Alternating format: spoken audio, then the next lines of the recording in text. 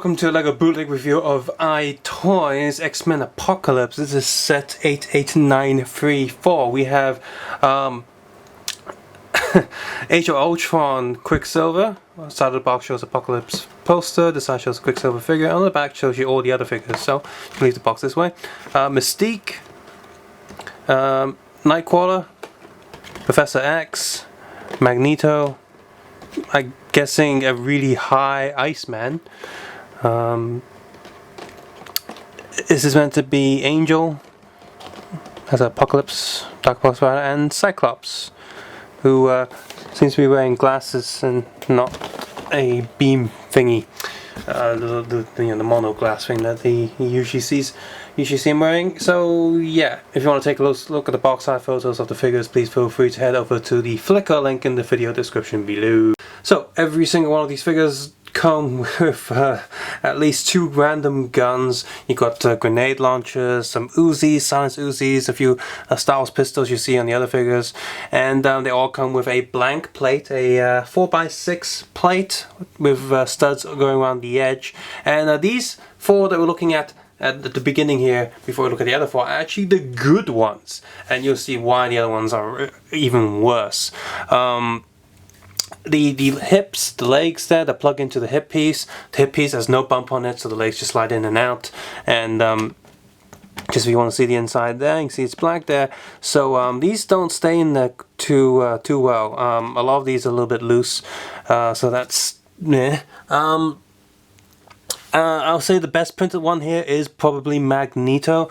He does come with a swappable helmet piece that's not painted, but at least it's there. None of them have any back prints, so no back face, no back body or anything. Nightcrawler looks really high, really high. Iceman also looks a bit funky and weird.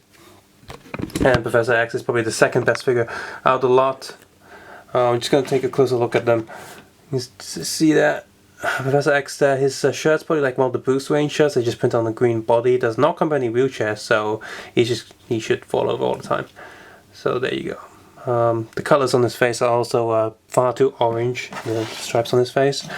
Iceman here, the print does extend from the torso to the hip piece.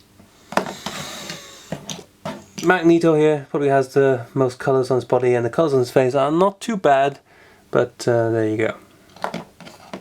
But I also want to say the plastic here is so uneven. You can see there's a huge white line there, and that happened when I was rotating his arm to have this gun be on the side. So yeah, uneven hands are stretching the plastic of the arms, which means it'll probably break soon. And finally, Nightcrawler here just looks ridiculous. Ugh. So the next 4 characters are going to get worse, and far worse. First of all, we have well, his torso print's actually not too bad, but the molding on his hair is really bad. A huge molding line down there, and you can see here a lot of them have a bit of missing plastic there on the arms, so the molding process didn't go too well. I think, yeah, one of these other figures doesn't like moving the arms too much. It's a bit too tight, so it pops off. But the worst part is the hair is actually painted. It's not a molded piece of plastic, and it's pretty much almost stuck to his. He's okay, but the upcoming ones will get even worse stuck here.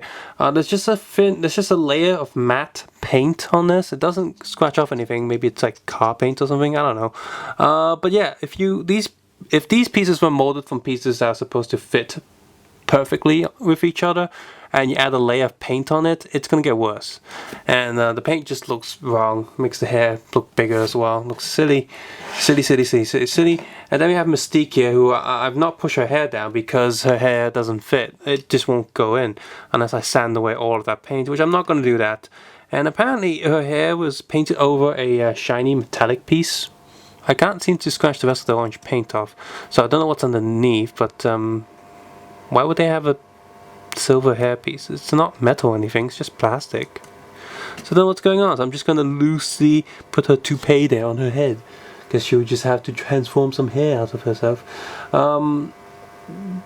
Yeah, her print's okay, but the hair is just ridiculously bad. Next we have Angel, you can see there's a crack there. That's because the paint is so thick and the plastic is so cheap that when I first put this wing piece on, which won't come off,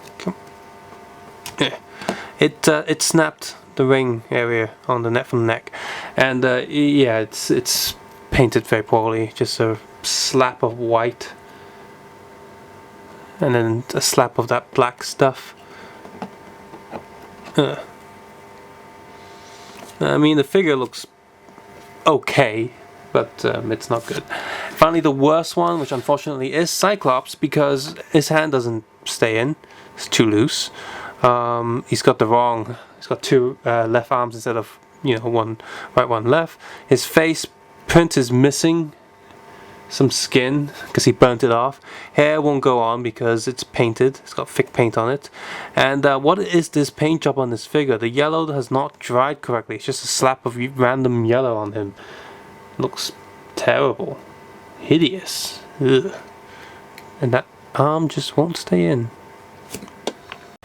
So, if you are starting to get worried that this channel gets a little bit mundane because all the bootlegs seem to be improving in quality a lot, don't worry, because you always get crap like this. No, I do not recommend this set at all. In fact, just before filming this, I did a live unboxing of a lot of Pogo and XINH sets, and they pretty much have all the characters for this set. Not the exact same design, but a lot of them are very similar.